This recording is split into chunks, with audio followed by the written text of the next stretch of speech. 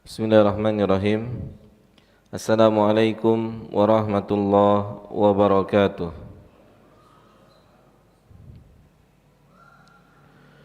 Alhamdulillahirabbil alamin. Wassalatu wassalamu atamani akmalani alal mab'uutsi rahmatan lil alamin. Wa ala alihi wa ashabihi wa man sara ala nahjihi ila yaumiddin, amma ba'd. Alhamdulillah, segala puji milik Allah Subhanahu wa ta'ala, Rabb semesta alam, yang dengan rahmatnya kita semua masih merasakan berbagai macam kenikmatan-kenikmatan dalam kehidupan ini, terutama nikmat Islam, nikmat iman, nikmat bisa melakukan amal-amal kebaikan, yang mana ini semua adalah berkat kemudahan-kemudahan yang Allah Subhanahu wa ta'ala berikan kepada kita semua.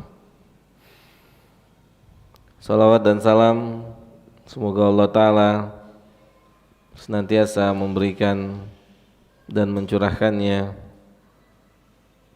kepada Nabi kita tercinta, Nabi Muhammad SAW, kepada keluarganya, kepada para sahabatnya, dan kepada siapa saja dari umatnya yang berusaha untuk istiqomah mengikuti ajaran beliau sampai hari kiamat nanti. Baik jemaah yang dimuliakan oleh Allah Subhanahu wa ta'ala, kita akan melanjutkan kajian kita di kesempatan kali ini, masih dalam pembahasan kitab Al-Wajibat Al-Mutahattimat Al-Ma'rifah ala kulli muslim wa muslimah. Berkata penulis, semoga Allah Subhanahu wa ta'ala senantiasa menjaga beliau. Kita masih dalam pembahasan yang pertama dari kitab ini, yakni tentang 3 dasar yang wajib fardu ain untuk diketahui oleh setiap muslim dan muslimah. Tidak dapat tidak. 3 dasar yang berhukum fardu ain, yakni setiap muslim dan muslimah harus mengetahuinya sebenar-benarnya pengetahuan, sebenar-benarnya pengetahuan. Yang pertama yakni ma'rifatu al-abdi rabbuhu. Seorang hamba wajib mengetahui tentang Rabbnya. Seorang hamba wajib mengetahui tentang Rabbnya. Karena pengetahuan ini adalah sebagai salah satu faktor utama seseorang bisa mentaati Allah Subhanahu wa ta'ala. Pengetahuan seseorang tentang Rabbnya, tentang Allah Subhanahu wa ta'ala, ini akan mempengaruhi perjalanan peribadatan seseorang kepada Allah Subhanahu wa ta'ala. Maka semakin seseorang mengenal, mengetahui Allah Subhanahu wa ta'ala, maka seseorang akan semakin berusaha mendekatkan dirinya kepada Allah Subhanahu wa ta'ala, semakin berusaha untuk melakukan hal-hal yang disukai, yang dicintai oleh Allah Subhanahu wa ta'ala. Dan juga seseorang akan berusaha melakukan atau mengerjakan perkara-perkara yang dapat mendekatkan dirinya dengan Allah Subhanahu wa ta'ala. Demikian juga seorang yang benar-benar mengenal Allah Subhanahu wa ta'ala secara komprehensif. Seorang yang benar-benar mengenal Allah secara komprehensif, maka akan sangat berhati-hati dalam hidup ini. Akan sangat berhati-hati. seseorang yang benar-benar mengenal Allah Subhanahu wa taala dari segala sisi, dia tidak akan menyepelekan perbuatan dosa dan maksiat. Yang menjadikan manusia menyepelekan perbuatan dosa dan maksiat karena adanya kekeliruan, adanya kesalahan di dalam mengenal Allah Subhanahu wa taala, sehingga sebagian manusia terlalu mudah untuk jatuh dalam perbuatan dosa dan maksiat. Seandainya seseorang benar-benar mengenal Rabbnya, maka seseorang akan benar-benar berusaha menghindari perbuatan dosa dan maksiat. Karena pengetahuannya bahwasannya dosa dan maksiat adalah sebab manusia mendapatkan hukuman dari Allah Subhanahu wa taala.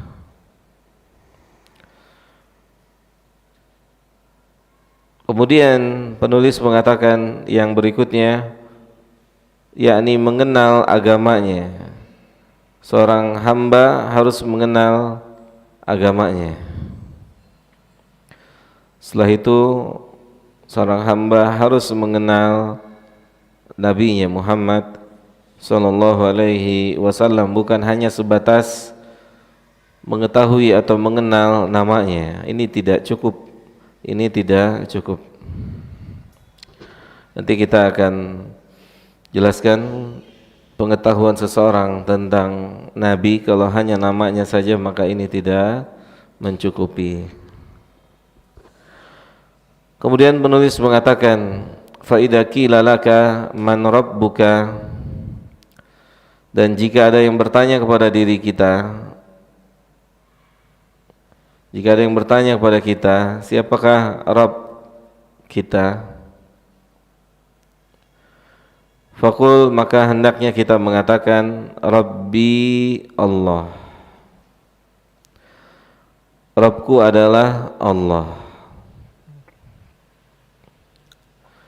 Alladzi rabbani wa rabba jami'al alamina bini'matihi wa huwa ma'budi laisa li ma'bud siwahu. Penulis mengatakan, ketika ada yang bertanya kepada kita, siapakah Rabb kamu? Maka kita mengatakan, Rabb aku adalah Allah. Rabb aku adalah Allah. Yang pengertian dasar dari Rabb adalah membimbing, mengarahkan. Pengertian dasar daripada Rabb. Rabb aku adalah yang membimbingku, yang mengarahkanku. Itu pengertian dasar dari Rabb. Bapak pernah dengar nama atau istilah tarbiyah? Tarbiyah yang memiliki makna tarbiyah yaitu pendidikan. Ya, pendidikan dari awal sampai akhir. Maka lafadz Rabb, pengertian dari lafadz Rabb diantaranya adalah membimbing, mengarahkan. Rabbku adalah yang telah membimbingku, yang telah mengarahkanku. Allah mengarahkan kita dari sebelum kita diciptakan di atas permukaan bumi ini sampai kita ada di atas permukaan bumi ini, diarahkan oleh Allah Subhanahu wa taala. Dari mulai diambil persaksian kita, ya, diambil persaksian kita. Seperti misalnya Allah taala sebutkan dalam Al-Qur'an,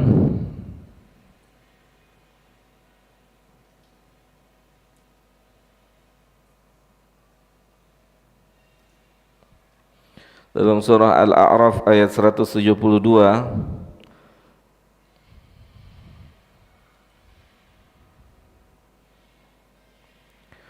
Allah mengatakan, wa idh akhadha rabbuka min bani Adam min zuhurihim dzurriyyatahum, dan Allah Subhanahu wa taala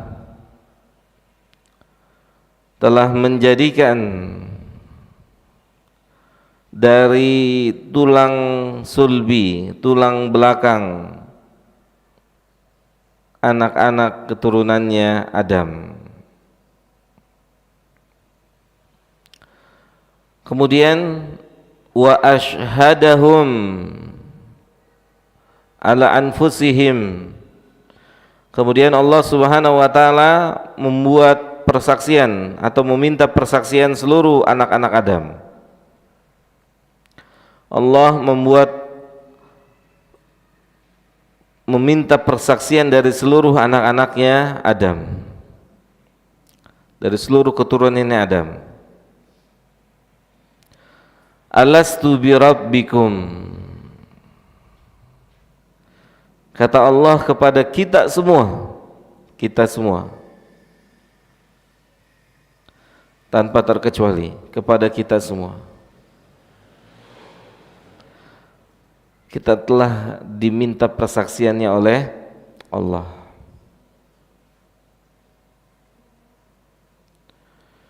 Bukankah aku ini adalah Rabb kalian? Bukankah aku ini adalah Rabb kalian? Dengan lafaz Rabb, Allah mengatakan, bukankah aku ini adalah Rabb kalian, yang telah membimbing, mengarahkan, dan seterusnya. Qalu, maka seluruh manusia menjawab, bala syahidna, ya, kami bersaksi engkau adalah Rabb kami. Kami bersaksi engkau adalah Rabb kami. Maka apa fungsi dari perjanjian ini?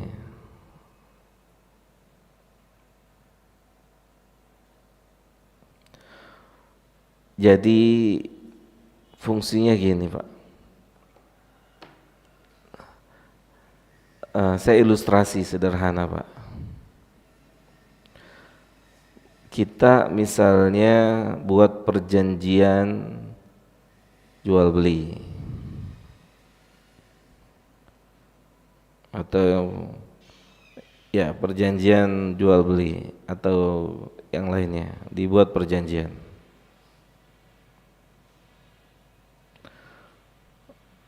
Atau perjanjian gadai. Saya gadaikan mobil saya akan tebus tanggal 1 Januari 2023. Dibuat secara tertulis. Kemudian di situ pun dicantumkan, jika saya tidak bisa menebus di tanggal 1 Januari, maka penerima gadai berhak untuk menjual mobil itu dengan, jika ada kelebihan harga, akan dipulangkan kepada orang yang punya mobil. Misal harganya 150 juta, maka pihak gadai hanya mengambil 100 juta karena tadi dia menyerahkannya 100 juta. 50 jutanya dipulangin kepada yang punya mobil, tanda tangan. Yang naruh barang sama pihak pegadaian tanda tangan, materai. Gitu. Nanti begitu masuk tanggal 1, yang punya barang nggak ada info, nggak ada kabar. Masuk tanggal 1, tanggal 2 dijual barangnya sama orang yang menerima gadai dijual. Tanggal 3 datang dia, mana mobil saya? Udah dijual. Kenapa dijual? Nih bukti, nih perjanjian kita. Tanggal 1 antum gak datang, mobil boleh dijual. Nah itu fungsi perjanjian itu untuk itu. Nah ini dia. Kita makanya kata Allah diingatkan, wahai manusia, ingat, sadar. Kalian telah mengikat perjanjian dengan Allah, mitsaqan ghalidha, perjanjian untuk tunduk dan patuh pada Allah. Mafhum Pak? Jelas? Kita ini sudah, saat kita mengatakan qalu bala syahidna, itu artinya iya, kami siap menerima konsekuensi sebagai hambamu. Cuman ini tidak difahami oleh siapa? Manusia. Sahih? Ini tidak difahami. Padahal ketika kita menyatakan, saat itu kita menyatakan di ayat ini, qalu bala syahidna, bukan cuma klaim lisan, bukan cuma diucapkan di lisan, tetapi konsekuensi setelah mengucapkan kalimat itu harus dijalankan. Oleh karena itu apa? Lihat Pak, di penghujung ayat ini, ya, di penghujung ayat ini Allah bilang gimana? Antaqulu yaumal qiyamati inna kunna an hadza ghafilin, agar enggak ada orang nanti besok di hari kiamat yang berkata di hadapan Allah, oh saya lalai. Bukan enggak tahu, tahu enggak? Beda enggak lalai sama enggak tahu? Gimana? Dari bahasa kita, lalai sama nggak tahu beda apa sama Mas? Beda. Kalau orang nggak tahu, nggak mungkin dihukum sama Allah. Ada hukum al-udhru bil jahli, orang diberikan uzur karena ketidaktahuannya. Tapi kalau lalai dihukum, lalai dapat hukuman atau hukuman itu jatuh, tetap kena hukum. Maka di sini kata Allahu Jalla Dzikruhu Subhanahu wa Ta'ala, agar nanti di hari kiamat tidak ada satupun orang yang bisa melakukan pembenaran, siapapun tidak bisa melakukan apa? Pembenaran. Karena Allah sudah ingatkan, ingat antum sudah melakukan perjanjian dengan Allah. Untuk apa? Untuk tunduk dan patuh. Ini perlu dipublikasi di tengah-tengah kehidupan kita, agar semua orang tahu kalau kita telah melakukan teken kontrak sama Allah. Agar tahu Pak, agar tahu, karena pembenaran tidak diterima besok di hari kiamat kecuali dia terlahir, mohon izin, kurang normal. Jelas Pak? Tidak normal. Misal, mohon izin, idiot, nggak normal, yang dia tidak ada atau tidak lengkap persyaratan sahnya ibadah. Salah satu syarat sahnya ibadah apa? Berakal. Maka saat hilang akalnya, dia selamat, karena tidak mungkin Allah menghukum orang tanpa sebab. Tetapi jika sempurna akalnya, maka tidak ada yang bisa melakukan pembenaran. Ini ayat perlu disampaikan kepada kaum muslimin dan kaum muslimat. Jadi saya rasa ayat ini juga sering kita dengar. Qalu bala syahidna, qalu bala syahidna. Ada konsekuensi yang harus dijalanin. Ada konsekuensi yang harus dijalankan. Gitu. Bukan hanya sebatas perjanjian. Bisa difahami ya Pak ya?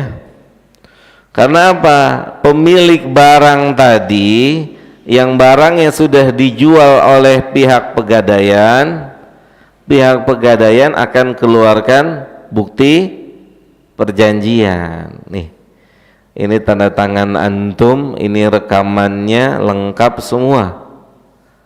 Gitu. Udah kalah dia. Kita pun demikian.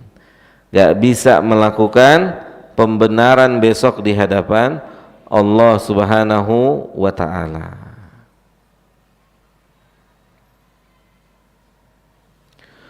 Makanya Pak,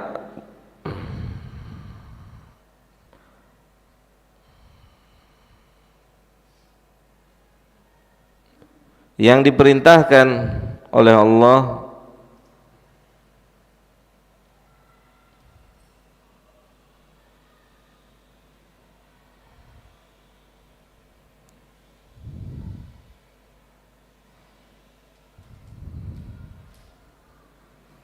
untuk beribadah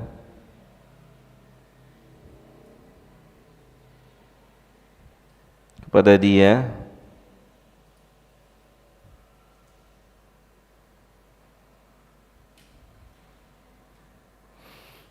seperti Allah berfirman dalam surat Al-Baqarah ayat ke-21.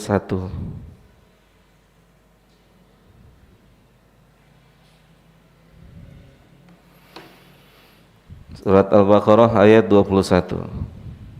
Nih saya punya pertanyaan Pak. Kalau bisa jawab saya kasih air mineral 1 Pak. Atau dikasih roti kukus nanti. Ya. Ya Mas ya. Pertanyaan saya ilmiah Pak. Bapak bisa jawab insya Allah.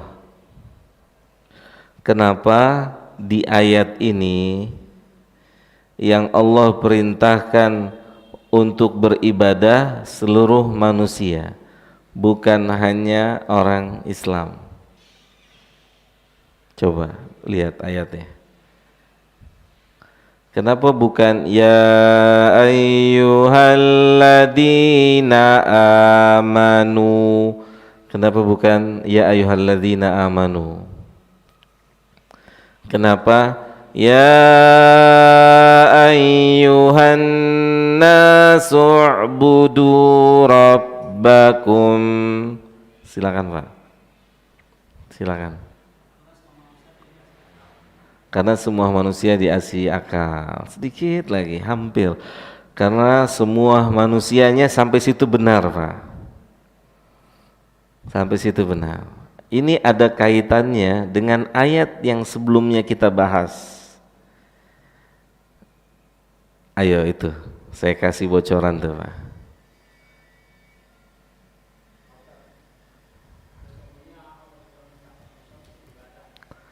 Sesungguhnya Allah menciptakan manusia untuk beribadah. Ya, kaitannya dengan ayat tadi Pak.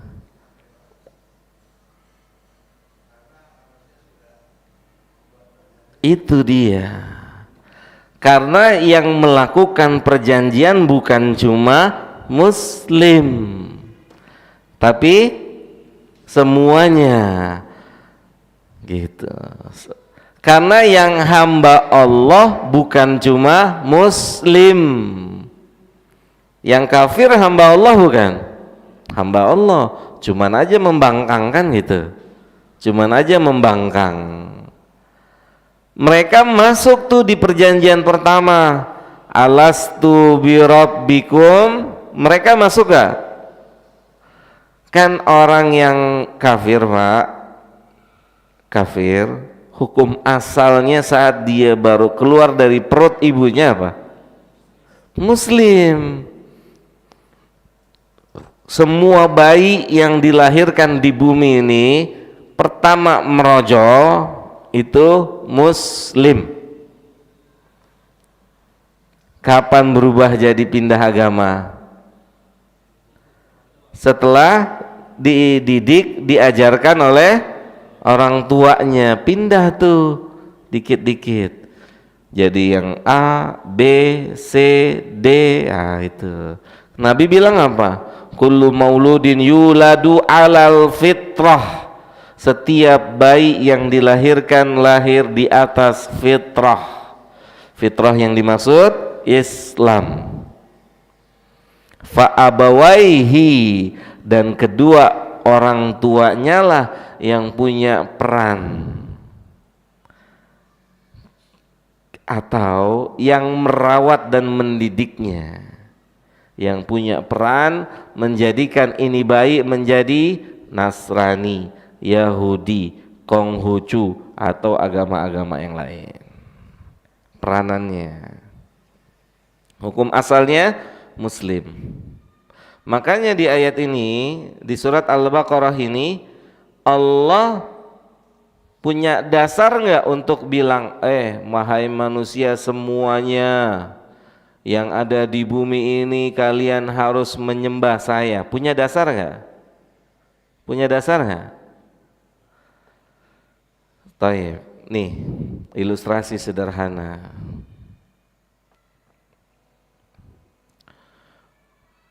Kepala sekolah ketika berkata kepada murid-muridnya saat upacara misalnya, kalian semua harus mentaati peraturan yang ada di sekolah ini tanpa terkecuali. Punya dasar nggak dia ngomong itu? Apa dasarnya? Kepala sekolah, pimpinan di sekolah itu punya hak nggak? Punya. Taib. Dia bicara juga di luar sekolah dia. Dia kepala sekolah misalnya A, kemudian di suatu ketika dia bicara di sekolah B, dia bukan kepala sekolah. Ada kan guru begitu? Di satu kepala sekolah, di tempat lain dia guru biasa. Ada yang gitu kan? Dia bilang kalian harus mentaati ketetapan kepala sekolah. Dia punya dasar nggak? Dia punya wewenang nggak? Yang kedua, enggak, karena dia bukan pimpinannya. Kalau yang pertama iya, semua di bawah dia. Ada sama dengan kita. Allah Bapak punya hak nggak untuk bilang sama istri Bapak wajib taat sama saya? Punya hak nggak? Istri orang? Punya hak nggak? Nggak punya. Jelas Pak? Nah, Allah punya hak, mau siapapun diperintahkan oleh Allah untuk beribadah, dia punya hak. Apalagi Allah kabarkan dalam ayat yang lain, surat Ad-Dariyat, dia ciptakan kita maksudnya untuk apa? Beribadah. Semakin jelas deh tuh Pak, semakin jelas. Ya, setelah adanya perjanjian antara kita dengan Allah, di mana perjanjian itu? Ada yang tahu nggak? Nggak tahu kita di mana Pak. Belum di rahim Pak, belum. Semua kan perjanjiannya semua dari yang pertama sampai yang terakhir lahir itu belum di rahim. Di mana? Wallahu a'lam, kita nggak tahu. Tapi Allah kasih tahu, antum pernah melakukan perjanjian. Nih ayatnya. Ini ayatnya. Qalu bala syahidna, termasuk antum tuh yang bilang saya bersaksi engkau adalah Rabb saya. Kalau bahasanya itu kartu as tuh, kartu mati tuh. Gak bisa berkutik manusia besok di hari kiamat. Jelas? Makanya harus dipublikasi ayat ini agar manusia paham, agar manusia mengerti. Gak bisa lagi tuh kalau sudah paham ayat ini, gak bisa lagi dia bilang harta-harta saya, waktu-waktu saya, tenaga-tenaga saya. Gak bisa.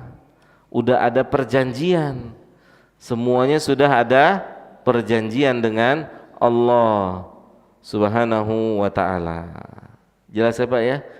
Di ayat 21 Al-Baqarah, paham kenapa yang diperintahkan ibadah seluruh manusia? Kenapa seluruh manusia? Ya ayyuhan nasu'budu rabbakum. Wahai manusia seluruhnya sembahlah Allah Subhanahu wa ta'ala. Berarti masuk di dalamnya orang-orang non muslim, masuk dia diperintahkan untuk beribadah pada Allah Subhanahu wa ta'ala, karena dia juga termasuk orang yang telah melakukan perjanjian dengan Allah Subhanahu wa ta'ala. Maka kita balik pada pembahasan kita. Saat ada yang bertanya kepada kita, siapakah Tuhan kamu? Maaf, siapakah Rabb kamu? Maka kita menjawab, Rabb kita adalah Allah. Rabb kita adalah Allah.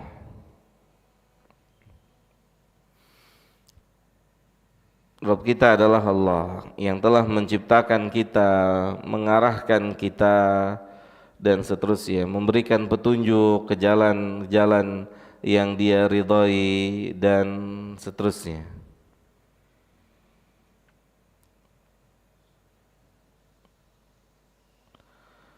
Taib. Kemudian pembahasan berikutnya. Penulis mengatakan gini. Rabbku adalah Allah yang telah mengarahkanku, mendidikku, membimbingku. Kita disuruh apa ya? Di bumi ini disuruh apa Pak? Beribadah. Ketika Allah memerintahkan sesuatu, berarti Allah harus kasih apa? Kasih bekal untuk bisa mengerjakan sesuatu. Contoh nih Pak, contohnya gini.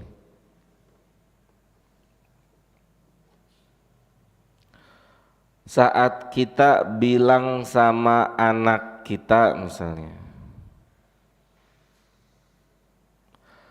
nak, tolong kamu ke pasar beliin sayur, naik motor. Anak kita umurnya 6 tahun Pak, belum bisa naik motor. Bapaknya berhak marah nggak? Perintahnya benar atau salah?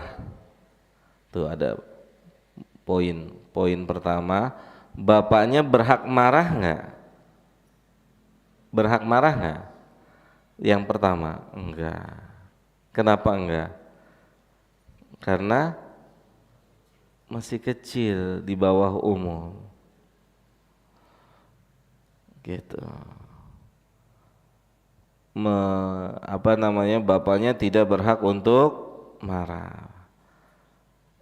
Bentuk perintahnya salah apa benar? Salah apa benar? Dari bapaknya salah. Kenapa? Membebankan sesuatu yang tidak mungkin bisa dipikul oleh sang anak.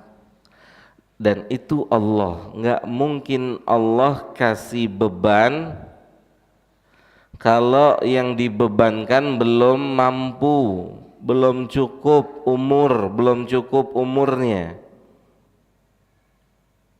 Gitu. Belum sampai, makanya ada dalam Islam istilah mumayyiz, anak yang sudah dapat membedakan antara baik dan buruk. Mumayyiz belum tentu balik, belum tentu sudah balik. Kalau sudah balik itu batasan sempurna akal seorang manusia, sudah mulai dikatakan sempurna. Maka saat itulah orang yang telah sampai usia balik sebagai syarat diwajibkannya sebuah perintah. Hanya balik, tidak punya bekal yang lain. Nih Pak,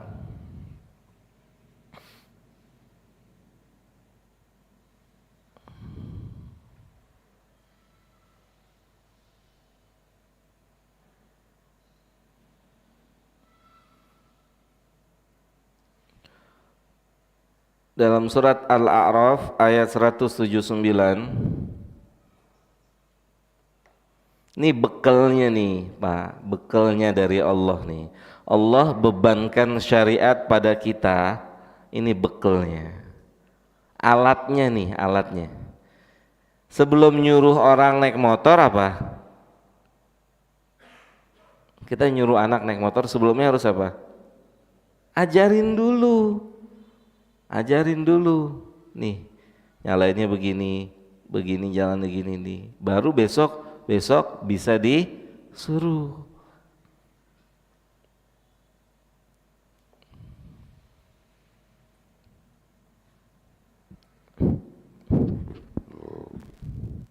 Lihat Pak,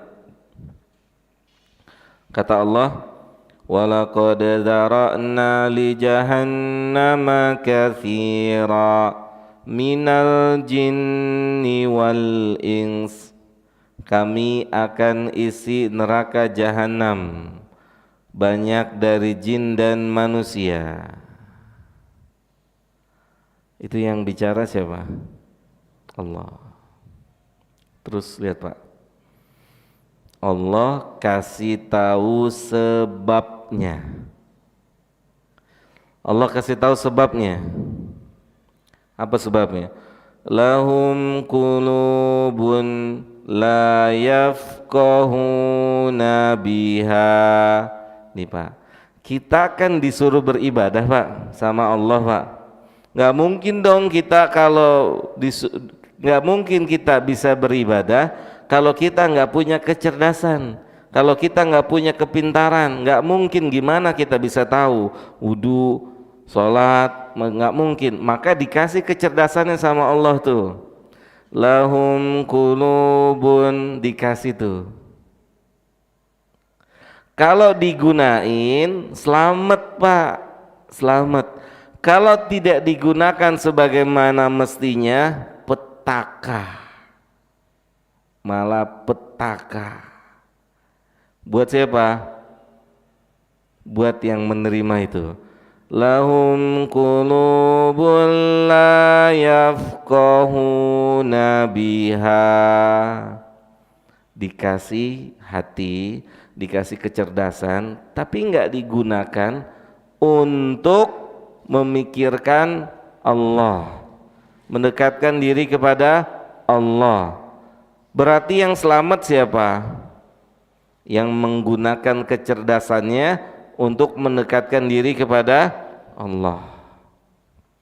Siapa lagi yang selamat? Yang nggak punya kecerdasan, yang lahir dalam kondisi idiot tadi. Kan nggak mungkin tiba-tiba orang idiot dihukum. Salah siapa? Yang hukum apa yang idiot? Menghukum orang idiot, yang salah siapa? Yang menghukum. Mungkin gak Allah menghukum? Gak mungkin. Lihat Pak, lahum qulubun la yafqahuna biha. Kita disuruh ibadah kan? Mungkin gak bisa beribadah tanpa kepintaran? Gak mungkin. Gak mungkin. Jadi Pak, kepintaran, alat pintar yang Allah kasih buat kita, itu tujuan utamanya agar kita kenal Allah. Bukan tujuan utamanya matematika, kimia, bahasa Inggris, bukan itu Pak. Bukan itu. Boleh tahu itu semua kimia, matematika boleh. Tapi tujuan utama Allah kasih agar kenal sama yang ngasih. Yang ngasih akal. Allah tabarakahu wa ta'ala. Harus tuh Pak. Kalau enggak jadi bumerang. Sampai di situ fasilitasnya? Enggak. Fasilitas berikutnya. Walahum a'yunun la yubasiruna biha. Kita disuruh ibadah, gimana mau ibadah? Kita nggak bisa denger. Nah, dikasih telinga. Tuh. Kita bisa seharusnya tahu yang mana yang halal, yang mana yang haram. Yang mana yang tauhid, yang mana yang syirik. Harusnya tahu nih dengan ini. Telinga. Ini jadi bumerang nih Pak. Kapan? Kapan Pak? Di hari kiamat. Kalau sampai ini tidak jadi fasilitas untuk mengenal halal haram. Ini jadi bumerang. Ini jadi bumerang. Sampai di situ? Enggak. Kata Allah apa? Walahum adhanun la yasma'una biha. Kita pun dikasih mata, telinga, yang harusnya kita lihat. Lihat apa Pak? Yang mana Allah halalkan, yang mana Allah haramkan, yang mana Nabi halalkan, yang mana Nabi haramkan. Ini mata fungsinya, fungsi utamanya. Itu fungsi utama. Karena apa Pak? Karena saya ingatkan diri saya sendiri dan bapak-bapak semua dan siapapun yang menyimak kajian ini.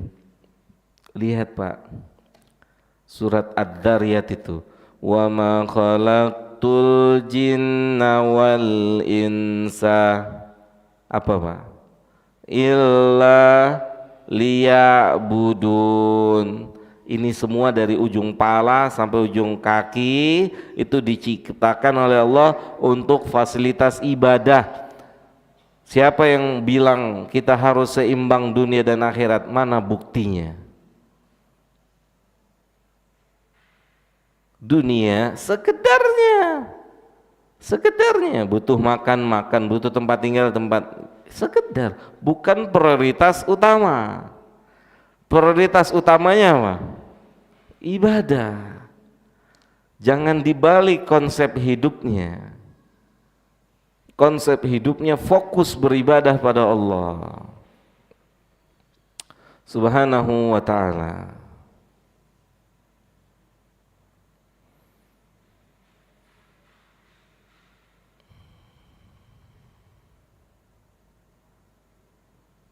Setelah itu apa Pak? Allah bilang apa? Disindir nih Pak. Jadi kalau bahasa sindiran pun sudah dilakukan sama Allah. Badan gede doang, sholat kagak ke masjid loh. Jangan kecewa. Allah nyindir. Punya mata, punya telinga, punya hati, nggak pernah ibadah. Allah bilang apa? Ulaika kal an'am. Jangan marah. Yang nyindir siapa? Allah. Badan doang gede, ke masjid kagak pernah. Boleh marah nggak? Boleh marah nggak? Boleh nggak? Nggak boleh. Allah nyindir. Ente punya mata, ente punya telinga, ente punya hati, nggak dipakai untuk taati Allah. Terus Allah bilang apa? Ulaika kal an'am.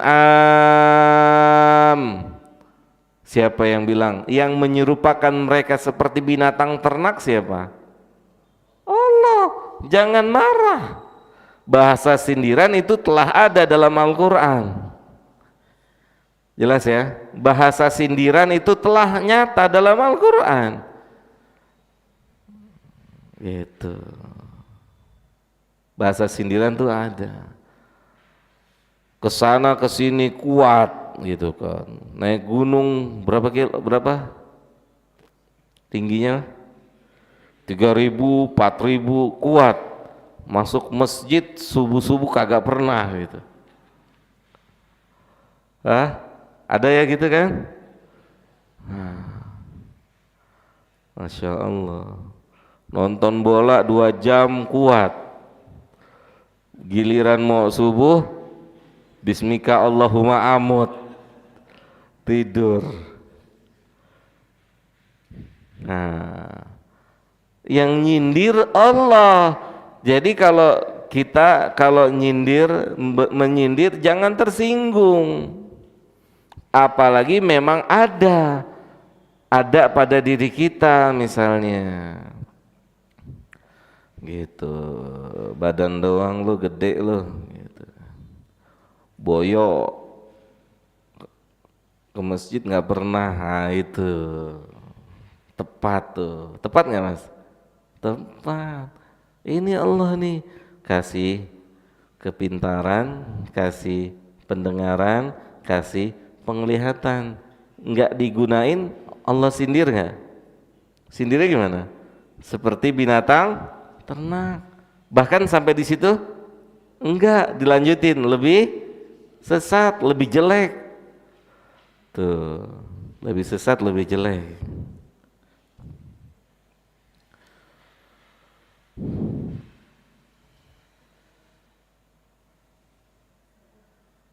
Lihat kata Allah mah, ulaika humul ghafilun.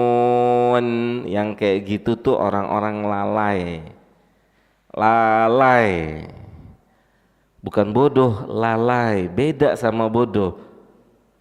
Kalau bodoh tuh Pak, nggak ngerti kan bodoh Pak, nggak punya ilmu, dimaafin tuh sama Allah. Kalau bodoh, contoh nih Pak, ada seorang ustadz cerita ya, saat dia di salah satu pelosok desa di negeri ini,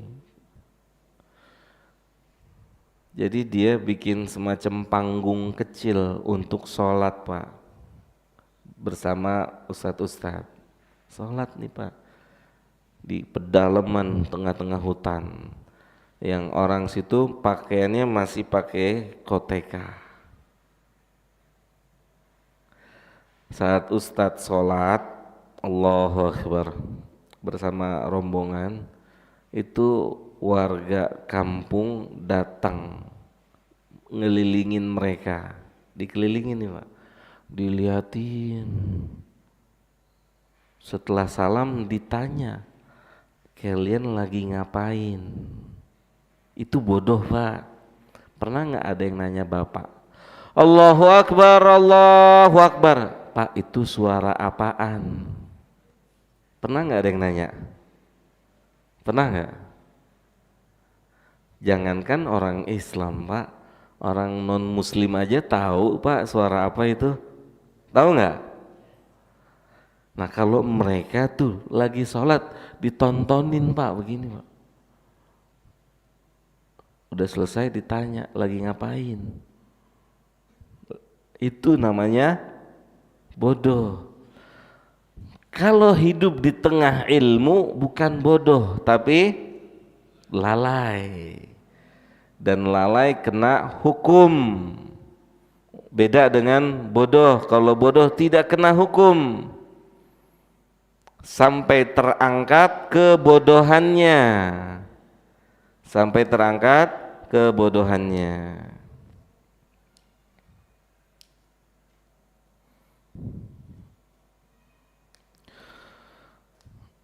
Ya.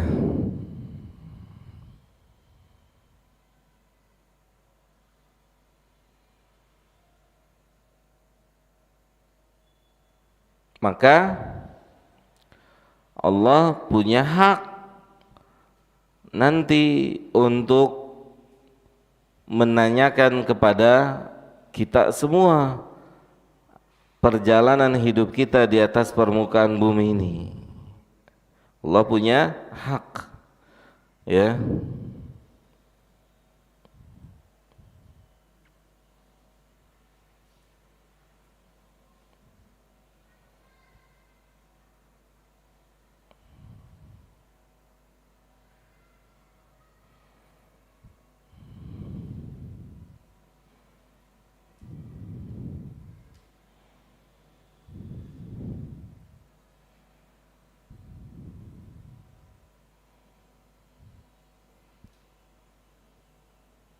Dalam surat Maryam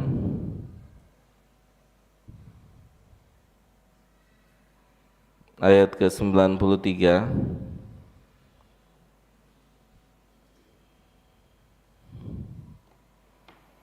dalam surat Maryam ayat 93,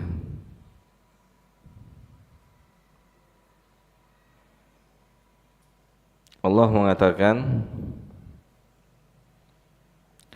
in kullu man fis samawati wal ardi, siapa saja dan apa saja yang ada di langit dan di bumi,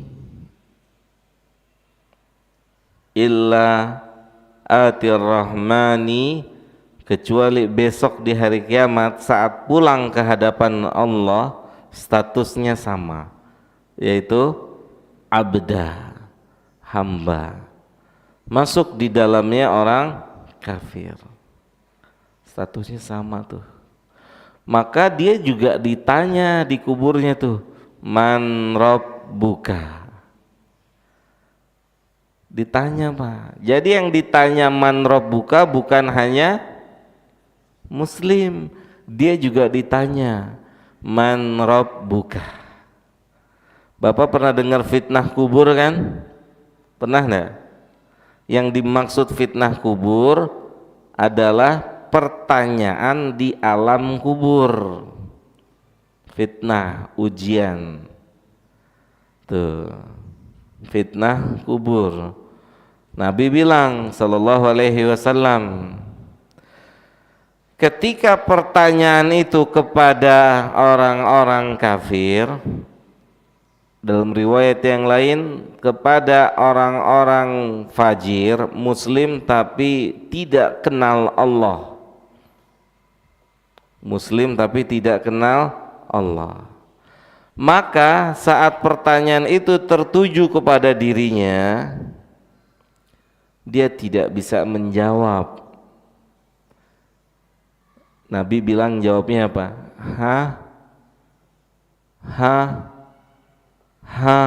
Tuh, dia nggak bisa jawab.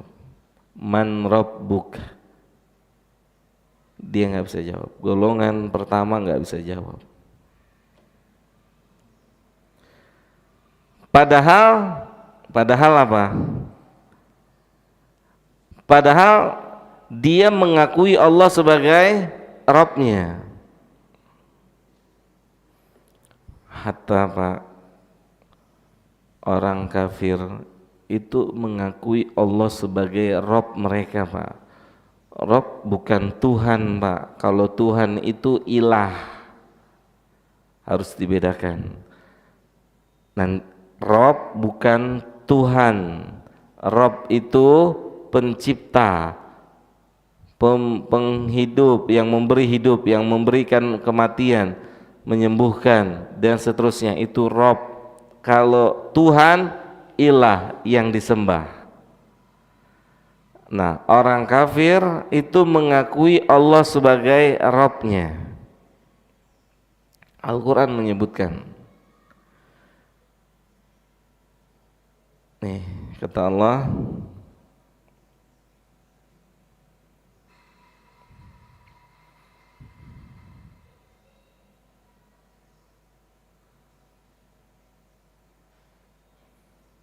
dalam beberapa ayat,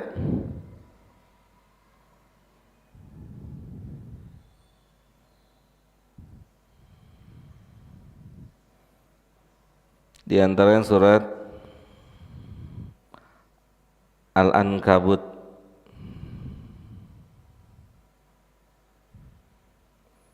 ayat ke-61.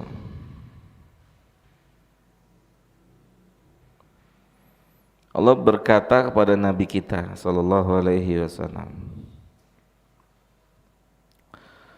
wala in sa'altahum, Muhammad, seandainya dulu engkau pernah atau tanya sama mereka, yakni orang-orang kafir, man khalaqas samawati wal ard, seandainya engkau pernah bertanya kepada mereka, siapa yang menciptakan langit dan bumi? Rob, rububiyah Pak, pencipta. Pertanyaan tentang rububiyah. Wa sakhkhara syamsa wal qamar, siapa yang menjalankan matahari dan bulan? Ini orang kafir Pak, bukan muslim. Kata Allah Pak, la yaqulunna Allah, pasti mereka akan jawab Allah.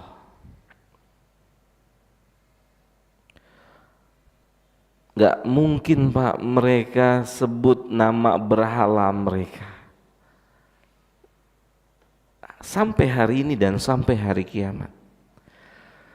Kalau Bapak punya teman saudara non muslim, tanya sama dia siapa yang ciptakan dia, gak mungkin dia tunjuk tuh yang di Pantek tuh Pak. Gak mungkin. Gak mungkin. Dia pasti sebut nama Allah, cuman sudah diganti bahasanya sama mereka. Siapa yang ciptakan? Kata Allah, la yaqulunallah. Allah tutup ayatnya, fa anna yufakun. Ente kan yakin Allah yang ciptain. Terus apa yang membuat ente berpaling? Yang membuat antum berpaling tuh apa? Kalau bukan ketutup isi kepalanya tuh. Ini orang non muslim Pak. Di dunia itu ngakuin Allah sebagai Rob. Rob bukan Tuhan Pak ya. Saya ulang nih Pak. Rob adalah pencipta, yang menghidupkan, yang mematikan. Mereka akuin itu adalah Allah. Tapi mereka nggak nyembah Allah. Tuhan mereka lain. Pak, besok mereka saat ditanya sama malaikat Munkar Nakir, man rabbuka, mereka nggak bisa jawab. Pertanyaan saya, kenapa nggak bisa jawab? Padahal mereka dulu ikut perjanjian. Sebelum diciptakan ikut perjanjian. Kedua, sesudah diciptakan mereka pun mengakui Allah Robnya. Kenapa pas di alam kubur nggak bisa jawab? Ayo, siapa yang bisa jawab? Apa? Nggak kenal. Terus yang lain?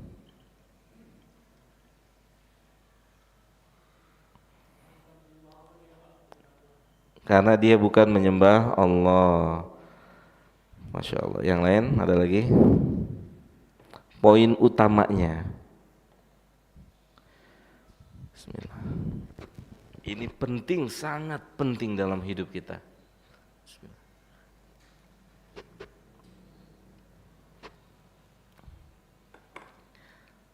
Jawaban Bapak berdua itu tepat, tapi poin utamanya adalah ilmu ketika tidak diamalkan maka tidak berguna. Itu poin utama. Ilmu ketika tidak diamalkan maka tidak berguna saat ketemu Allah. Tahu nggak mereka Allah Robnya di sini? Tahu nggak? Sesaat di bumi ini orang-orang itu tahu nggak Allah Robnya? Tahu. Diamalin nggak? Ngamalinnya mestinya gimana? Ngamalinnya mestinya seperti apa? Hah? Beribadah, sahih?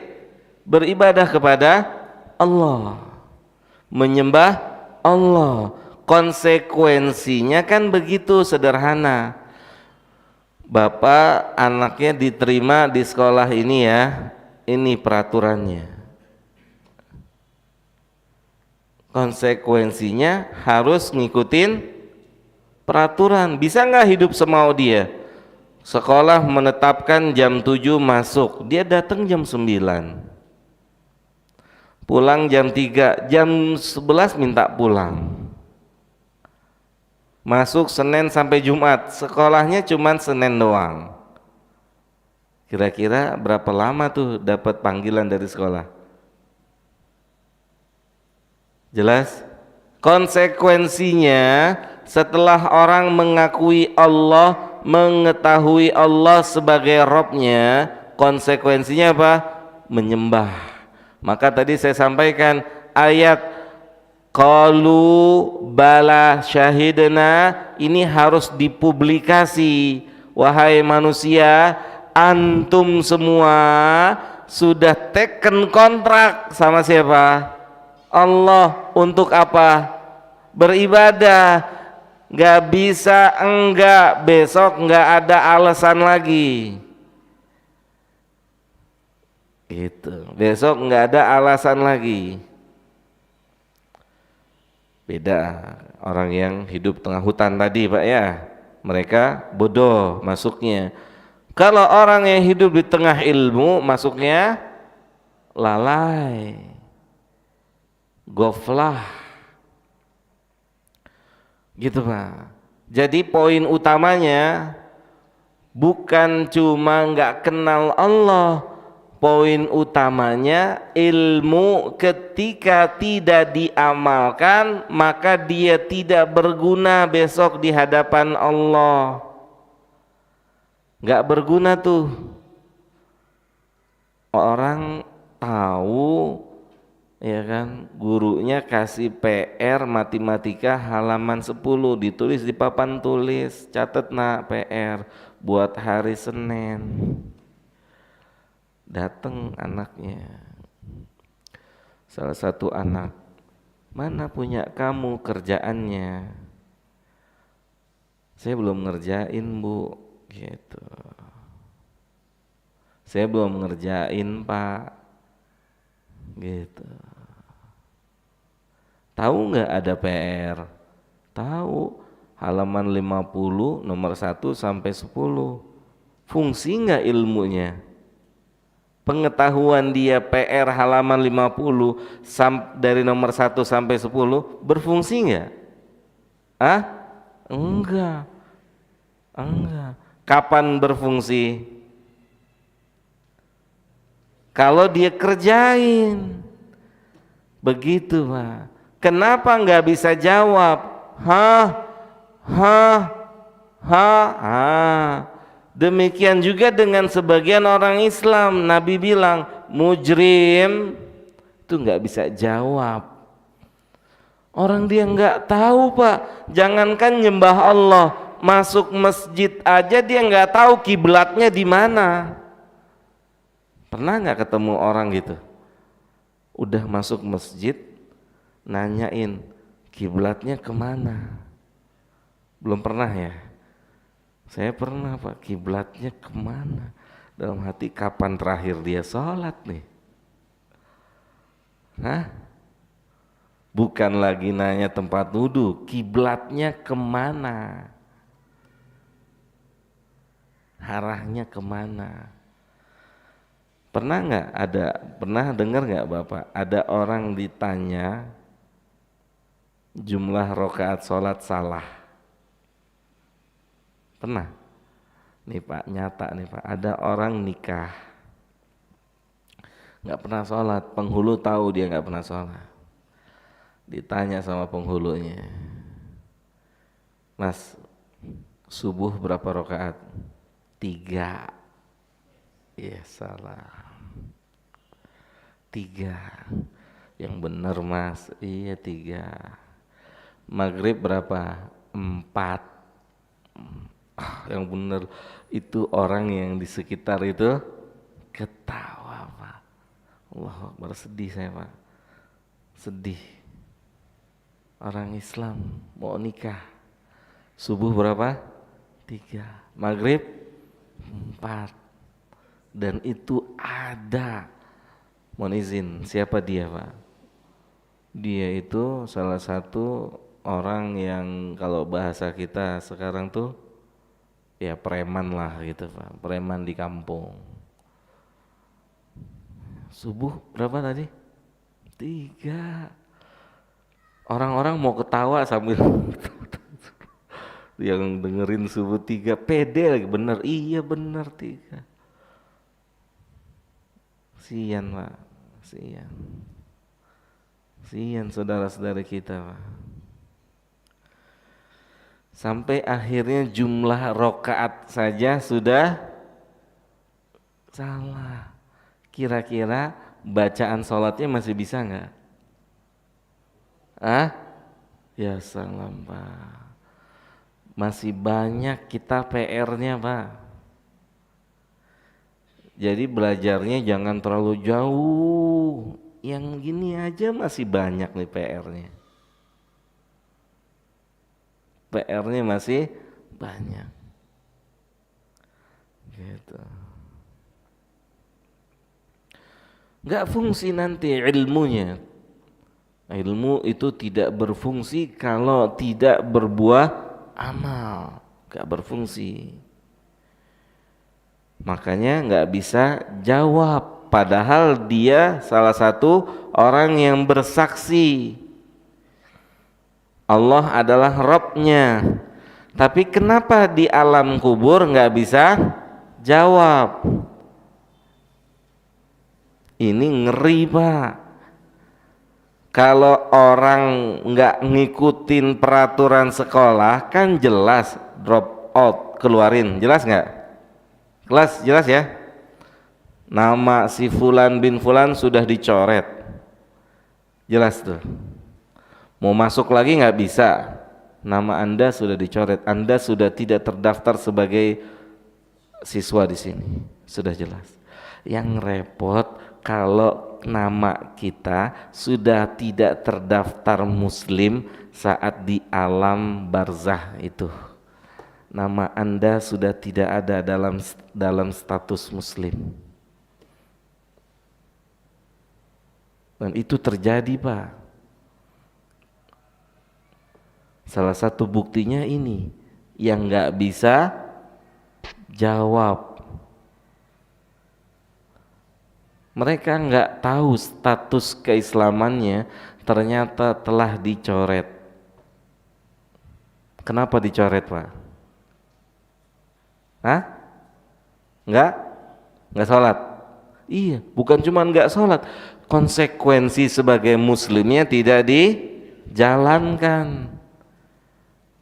Konsekuensinya nggak dijalanin, coret. Gitu. Repotnya Islam tuh itu Pak.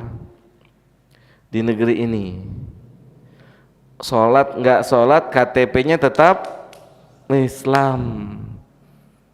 Benar apa benar? Seharusnya kalau udah nggak sholat coret, nggak punya agama gitu kan. Marah nggak Pak? Marah. Harusnya kalau nggak sholat ganti.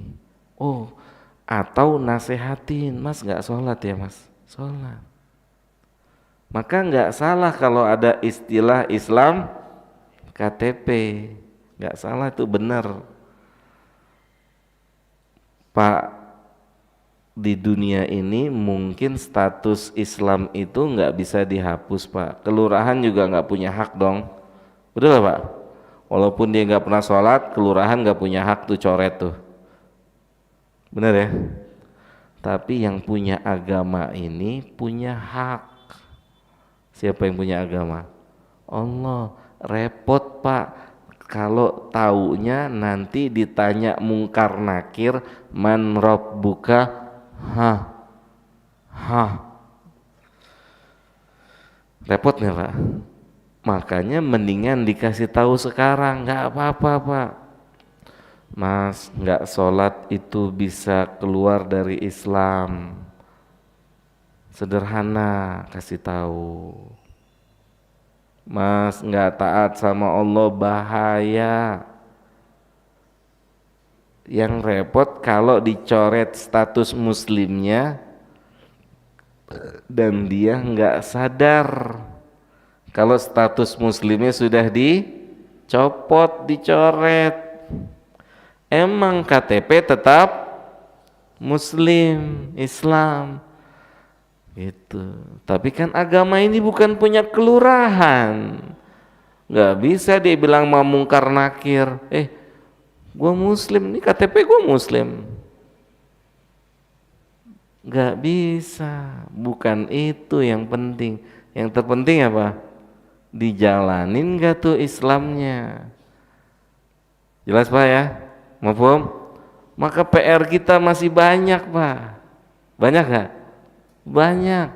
Gak usah pindah kemana-mana belajarnya. Ini ingetin saudara kita. Saya yakin Pak, kita punya saudara yang hari ini masih jauh dari agama.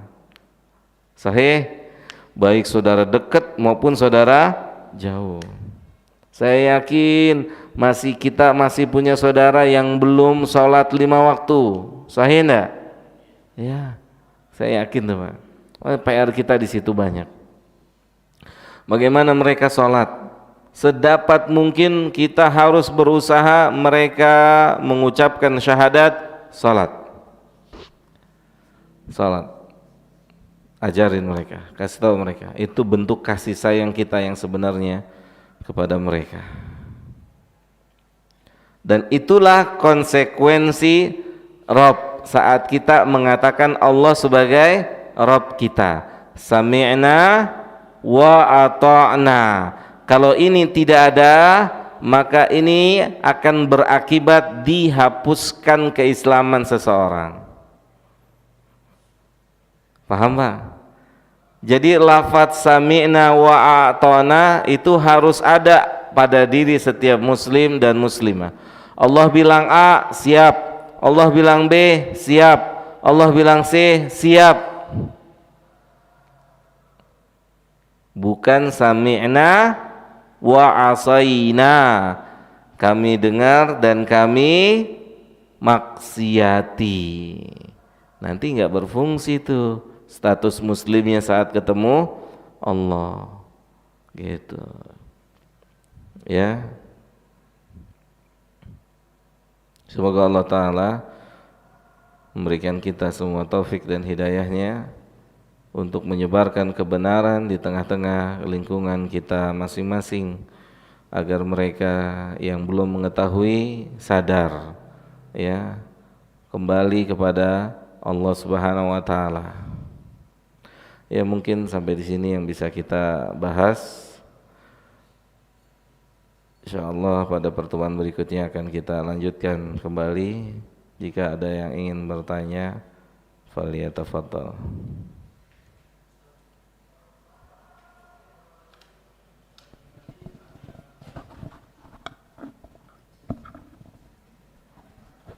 Tadi dijelaskan jika status setiap anak yang baru lahir itu fitrahnya adalah seorang muslim dan kemudian menjadi tanggung jawab orang tuanya.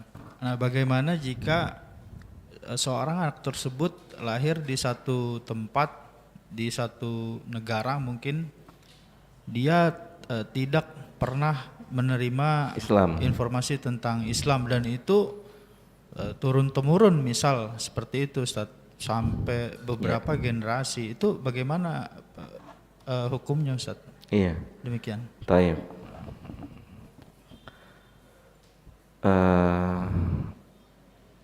Adilnya Allah itu melihat ada semua faktor-faktornya harus, misal gini, orang akan dihukum sama Allah, dilihat semua faktor yang menyebabkan dia dihukum. Pertama, akalnya sempurna enggak? Kalau akalnya sempurna, maka hukuman lebih mendekati dirinya. Kemudian fasilitasnya sempurna enggak untuk mengetahui? Untuk mengetahui itu, ada enggak fasilitasnya? Jadi Allah akan adil ketika memang sama sekali enggak dengar, fasilitas untuk dengar pun tidak ada, mereka tidak dihukum. Tapi tentunya tidak ada orang yang bisa yang selamat tanpa sebab. Artinya pasti ada sebabnya. Gak mungkin kan Allah hukum mereka sementara mereka gak tahu, gak mungkin. Tapi Allah akan lihat ada kesempatan gak, ada peluang gak untuk mengetahuinya, punya gak alat untuk mengetahuinya. Nah, kalau ada itu semua, maka gugur itu semua, mereka dihukum. Jelas ya? Begitu. Jadi Allah adil, sangat adil. Ketika memang ada kehidupan yang orang benar-benar dihalangi dari Islam, ditutup pintu Islam masuk.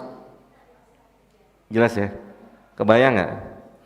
Ada satu negeri benar-benar menjaga penduduknya agar tidak mendengar Islam, sampai info tentang Islam pun ditutup serapat-rapatnya, nggak bisa masuk.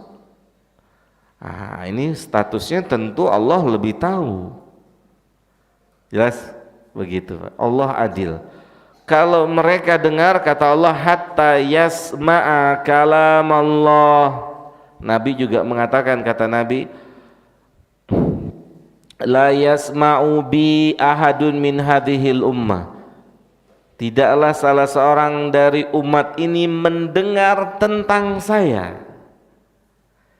Kalau sudah mendengar tentang Nabi Muhammad, dia tidak ngikutin Nabi, maka dia mati menjadi penduduk neraka. Kalau sudah dengar. Tapi kalau belum dengar, Allah Maha Adil. Jelas Pak ya? Gitu. Mereka hukumnya sama seperti orang-orang yang idiot. Orang idiot, mohon izin, orang idiot sama orang yang tidak punya ilmu itu nanti statusnya sama. Mereka diuji langsung oleh Allah di hari kiamat. Ujiannya begini, Allah akan persilakan mereka menuju jalan ke sebelah kanan yang penuh dengan kesengsaraan, dan Allah juga mempersilakan mereka berjalan ke sebelah kiri yang penuh dengan kesenangan. Itu ujiannya. Bisa nggak Bapak kasih tahu orang idiot hari ini, besok lu diuji, ujiannya gini. Yang idiot siapa? Yang ngasih tahu apa dia? Namanya juga orang idiot Pak. Jadi dia nggak tahu besok ujiannya. Benar nggak tahu. Kalau dia pilih ke sebelah kanan yang penuh dengan kesusahan, kesengsaraan, selamat. Kalau dia pilih ke sebelah kiri yang penuh dengan kesenangan, kemewahan dan menipu, celaka. Kenapa mesti diuji seperti itu? Kenapa? Karena nggak ada manusia kecuali harus masuk surga atau neraka. Itu yang pertama. Karena harus manusia itu masuk surga atau di neraka. Yang kedua, kenapa ujiannya kanan justru sengsara, justru tidak menyenangkan? Karena begitulah perjalanan menuju Allah buat orang yang sadar. Susah, apa namanya? Banyak kerintangan, banyak godaan. Betul apa betul? Tapi kalau orang Islam yang tidak melewati rintangan, godaan, sebelah kiri hidup ini sesuka dia, bahaim, seperti binatang. Dia mau gimana terserah. Dia mau berzina, dia mau berjudi, dia begini begitu, begini begitu. Ya hidupnya senang situ. Kesengsaraan ujungnya nanti. Jelas ya Pak ya? Allahu a'lam bishawab. Ada lagi? Assalamualaikum. Waalaikumsalam warahmatullahi wabarakatuh. Ini Pak Ustadz, banyak saudara-saudara kita ini abai terhadap agama, artinya Islam dia tidak melaksanakan. Karena pengetahuannya bahwa kalau orang sudah mati ya udah selesai. Ya. Gimana tuh Pak? Terima kasih. Betul Pak. Itu bahkan bukan ada lagi yang lain Pak yang saya dapat yang harus diberikan penjelasan. Semua orang Islam masuk surga. Betul Pak? Itu beredar di tengah-tengah lingkungan kita. Efek buruknya apa? Ya terserah mau mabok kayak mau zina. Anggapannya muslim masuk surga. Anggapannya setiap muslim harus masuk neraka dulu. Semuanya dicuci. Enggak Pak. Kan Nabi yang bilang ada muslim yang masuk surga tanpa hisab, tanpa azab. Itu cita-cita kita, masuk tidak dihisab, tidak diadab. Kemudian mereka yang punya klaim seperti ini nggak tahu kalau Islam bisa batal. Mereka nggak tahu Pak. Mereka lupa. Yang mereka tahu wudu aja bisa batal.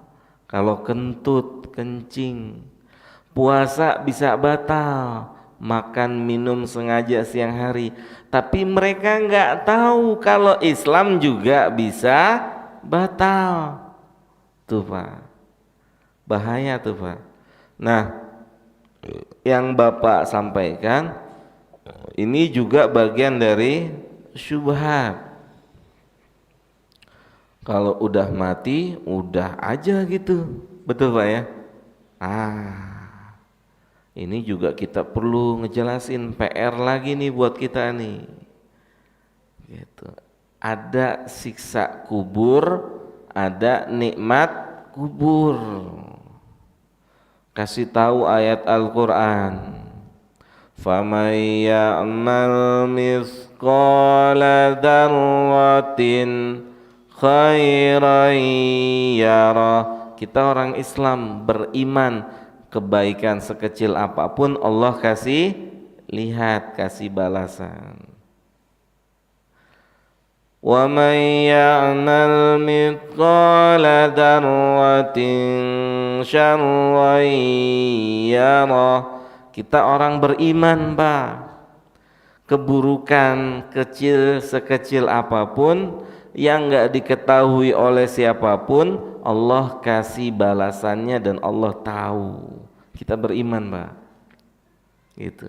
Diberikan edukasi seperti itu kepada saudara-saudara kita sehingga tidak menyepelekan. Wallahu a'lam bishawab. Tugas kita masih banyak, Pak. Tugas kita masih sangat banyak. Ada lagi yang mau bertanya? Iya, Pak.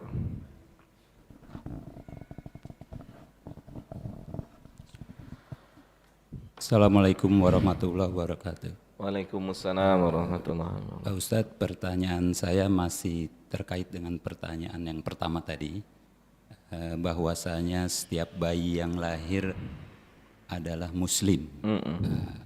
Orang tuanya lah yang membentuk bayi ini menjadi Nasrani, Yahudi, dan lain-lain.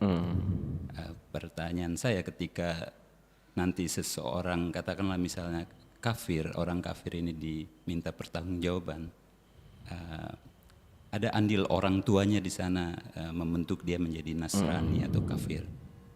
Apakah orang tuanya ini akan diminta pertanggungjawaban juga terkait hal ini gitu? Karena logikanya ada andil di situ yang membentuk orang tua, membentuk anaknya menjadi kafir. Apakah akan diminta pertanggungjawaban oleh Allah si orang tuanya ini? Syukran. Wassalamualaikum warahmatullahi wabarakatuh. Waalaikumsalam warahmatullahi wabarakatuh. Iya, orang tuanya berperan, sama anaknya sama-sama di neraka kalau sama-sama kafir gitu, sama-sama dihukum. Kan beda nih. Kalau pertanyaan Bapak nih, saya selingin, Pak ya, gimana kalau dia meninggal sebelum balik? Ya enggak? Paham? Bagaimana anak non-muslim meninggal sebelum balik?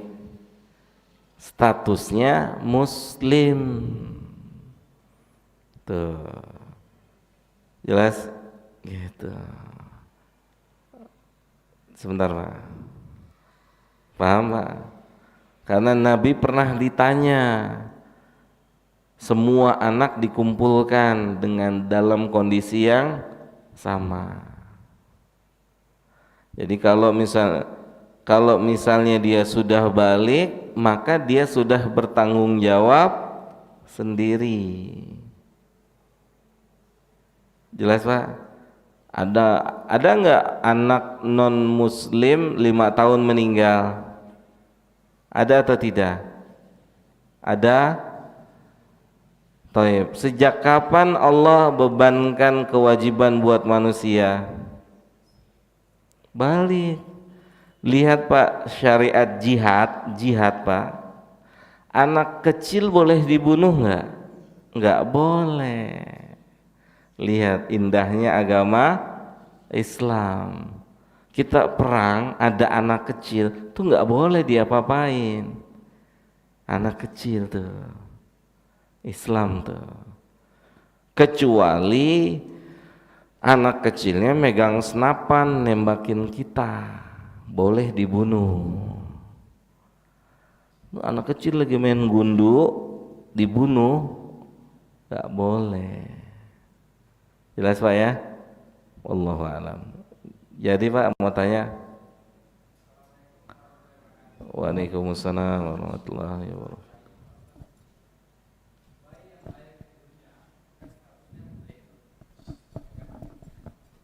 Bagaimana dengan kedua orang tuanya yang Nasrani, ibunya Nasrani, bapaknya Nasrani, ya kan? Tahu orang kafir lah gitulah. Nah, selama 6 bulan bayi dalam kandungan si ibu itu makan daging makan makanan berharam. Contoh makan babi, ya kan? Makan anjing. Nah, dari makanan yang dia makan itu otomatis kan akan masuk melalui plasenta ke bayi, sehingga bayi itu akan tumbuh kembang. Nah, statusnya bagaimana itu kalau status tubuh si bayi? Kan dia kan di dalam tubuh si bayi kan dia mendapat asupan makanan dari si ibunya. Ya. Ibunya makan makanan yang haram. Nah itu. statusnya tetap muslim, Pak. Sama seperti apalagi sang bayi yang tidak minta, artinya dia juga kan nggak tahu, Pak, posisi si bayi itu. Artinya nggak tahu, dia belum bisa memilih, bilang sama ibunya jangan makan babi gitu. Kembali ke hukum asal, status orang Islam setelah makan babi tetap muslim apa enggak? Paham enggak, Pak? Ada orang Islam makan babi ini, Pak. Makan babi ini, statusnya muslim atau tidak? Kecuali dia bilang babi itu halal, berarti dia telah menghalalkan yang diharamkan, gitu, Pak. Jadi kalau makanan itu tergantung dari keyakinan yang makan. Kalau yang makan itu meyakini itu halal padahal haram,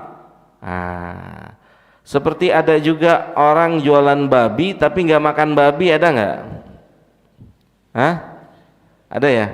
Dia jualan babi tapi dia nggak makan babi, ada? Dia kena dosanya juga, kan udah tahu nggak boleh. Jelas, Pak, ya? Kayak gitu. Jadi kalau status bayi itu tetap muslim walaupun bapaknya, ibunya makan makanan yang haram, statusnya muslim. Kan yang menjadikan muslim tidak muslim itu keyakinan, Pak. Jelas, Pak? Yang dirubah nanti sama bapak ibunya apanya? Keyakinannya. Dididik gitu. Dalam ayat Al-Qur'an gini, Pak. Kata Allah,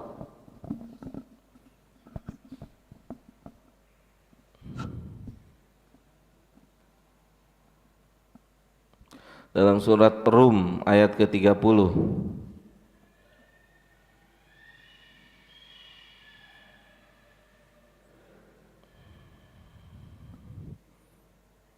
dalam surat Rum ayat ke-30, kata Allah, fitratallahi allati fataran nasa 'alaiha. Allah Subhanahu wa ta'ala menciptakan manusia di atas fitrah. Jelas ya? Allah bilang apa? La tabdila li khalqillah. Dan ketetapan itu tidak berubah sampai bayi yang terakhir lahir. Jelas, Pak? Mereka lahir tetap di atas Islam. La tabdila li khalqillah. Tidak berubah siapapun bayinya. Yang merubahnya siapa? Orang tuanya nanti. Bukan cuma orang tua, Pak, kan ada bayi lahir dibuang, ada nggak? Dititipin di panti orang Nasrani, jadi Nasrani tuh. Maka bapak-bapak, ibu-ibu kalau ketemu anak bayi dibuang, ambil, Pak, titip, rawat bareng-bareng, jaga agamanya. Kasihan, Pak, dia akan, kalau dia dibuang, dititip, lihat, kalau yang menerimanya muslim, selamat tuh bayi. Kalau yang menerimanya non muslim, gitu. Ada nggak bayi dibuang? Banyak, gitu. Apalagi di zaman kayak kita sekarang, banyak nikah, banyak hamil di luar nikah, mau enaknya aja, anaknya nggak mau, gitu ya. Banyak yang kayak gitu. Banyak apa? Di dalam kardus itu bukan kucing, tapi anak bayi itu. Dosanya besar itu, Pak, emak bapaknya tuh sangat besar. Zaman ini sangat mengerikan. Zaman yang sangat mengerikan. Kalau bukan pertolongan Allah, kita pun bisa terjebak dengan dosa ini. Semoga Allah jaga kita semua dari dosa yang satu ini. Dosa yang jadi murahan hari ini. Gampang. Mohon izin, 100.000 bisa jadi orang berzina. Betul Pak? Na'udzubillahi min dzalik. Semoga Allah jaga kita semua. Cukup Pak ya, mudah-mudahan ada manfaatnya buat saya dan buat kita semua. Kurang lebihnya mohon maaf. Wa sallallahu ala nabiyyina Muhammadin wa ala alihi wa sahbihi ajmain. Subhanakallahumma bihamdika asyhadu an la ilaha illa anta astaghfiruka wa atubu ilaika. Assalamualaikum warahmatullahi wabarakatuh.